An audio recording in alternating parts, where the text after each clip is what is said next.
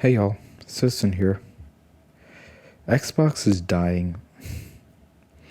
It's not dead, but it's painful, it's slow, and it's dying. And honestly, it's also painful just to watch it getting bullied. No, kind of wanted to talk about it, so yeah, hope y'all are doing good today. I'm back, so yeah, let's get into the video. Now, for context, I don't want to get into the console wars or anything. I'm not an Xbox fanboy or PlayStation. I think the whole console wars is stupid and it's kind of childish. I mean, I used to be quite an active on that whole thing, defending Xbox or Nintendo back when I was a child. But looking back, I mean, it's just not my thing. So I'm not here to like bash on Sony or Nintendo. I'm just here to talk about the sad reality that's going on right now. If you've been looking at sales and how Xbox has been doing, you'll see that Xbox currently has had the worst console sale for 2024. And it's, I mean, with all the developer issues and all the things that are going on there, it's not looking good. It's honestly not looking very good for them. And it's such a shame since I originally grew up on like Xbox and Microsoft products. My first console was an Xbox 360 and I loved that thing. And so there's some sort of like attachment for me for Xbox consoles in particular, but yeah, it's not doing well. It's sad. It's also really sad to see Xbox giving away their console exclusives to Sony and maybe Nintendo. I haven't had a confirmation on that, but I do know for a fact that Horizon 5 is going onto the PlayStation. But yeah, it's like watching a child getting bullied because Xbox is out here. I know they're doing the right thing, you know. I'm not saying that it's wrong to, you know, share games across systems. Obviously, in a perfect world, every game developer and every first-party publisher would be making sure that their games are on all systems and that anybody has the right to play on everything. And that luckily seems to be the case for Xbox, but I don't think Sony and especially Nintendo seem to agree with that.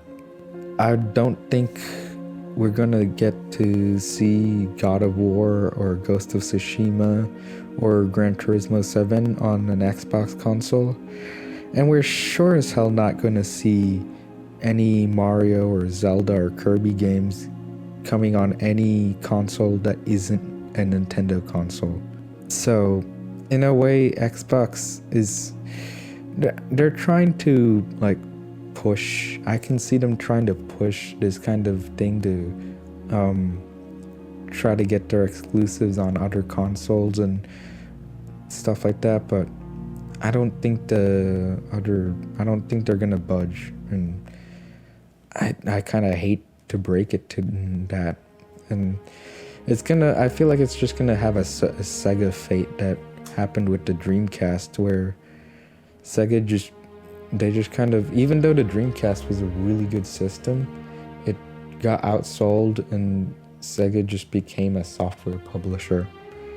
And I think I was watching a video by Some Ordinary Gamer and he made a really good point on how Xbox can recoup that, and I actually kind of agree. I was say, since Xbox was working on making a new portable console, you know, that'd be a great way to add in like Windows 11 or something like that to the console, or let it play, which would honestly recoup so much of it and maybe even bring it back to like at least the PC gaming circle-ish, since I mean, you're paying, Series X is basically like a gaming PC like specifications, and even the Series S you're still getting around the same performance as a good gaming laptop. So I mean, honestly, letting you run Windows 11 even like through Game Pass, I think it's called, yeah, Game Pass Ultimate, that would be honestly a way to turn sales and even hardware sales, because even though software, I mean, I don't want Xbox to fail for the reason I don't want Sony to keep releasing PlayStations that barely improve on anything. Like if you've seen the PS5 Pro, that console, I mean, they say it has all those graphic abilities and all those improvements and stuff, so it doesn't feel like it. It doesn't, like, looking through it, it doesn't feel like the Pro has, had that worked. I think it's like, how much? The base PS5 Slim is around $40 and the Pro is around $700.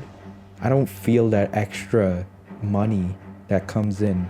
And honestly, Sony, I feel like, is getting complacent. Nintendo has been complacent for a while. They haven't been on the sort of trying to push specifications ever since the GameCube. Since that, I think that was the last time Nintendo ever tried to make a console that could run similar specs to competing generations. But the less competition, even speaking from somebody who enjoys PlayStation, like I love PlayStation. I have PlayStation products. I have a PS3 that I've been modding, and even a PlayStation Vita, but I'm definitely not a PlayStation fanboy. Like, there's a lot of toxic people like that, but even like as somebody who enjoys PlayStation products, Sony products, and Nintendo products, I have Nintendo products as well, but even as somebody who likes that sort of stuff, I don't like to see them stagnate. I don't like to see Sony get complacent and start making remasters that barely look any different. The whole way Sony runs their stuff, it's a mess. It's honestly a mess with the server outages. We got 2 days of PlayStation 5 servers being down, 1 day. It felt like 2 days, but they given us 5 days of PS Plus for PS Plus subscriptions. And they honestly, it doesn't even seem like they care about physical games or physical media. And that would be a great way for Xbox to just come in and try to scoop it, because believe it or not, when there's more competition, it's the consumer that wins. It's not the companies.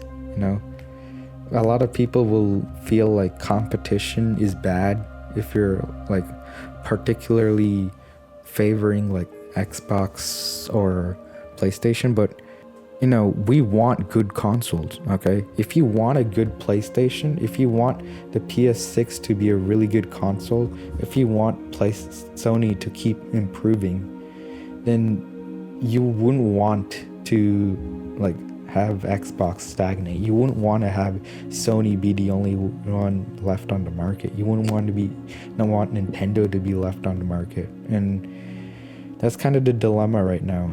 There's more. It's not just Xbox dies. It's not just Microsoft fanboys are unable to get a new console because they'll have to go and buy a Nintendo or a Sony. It's competition that's dying out. And honestly, this whole thing feels like it's gonna end up into a second crash, similar to what happened with Atari. But maybe it needs to crash. Maybe it needs to happen. Who knows? Anyways, hope y'all have a good rest of your day. I'm gonna head out, y'all. Peace.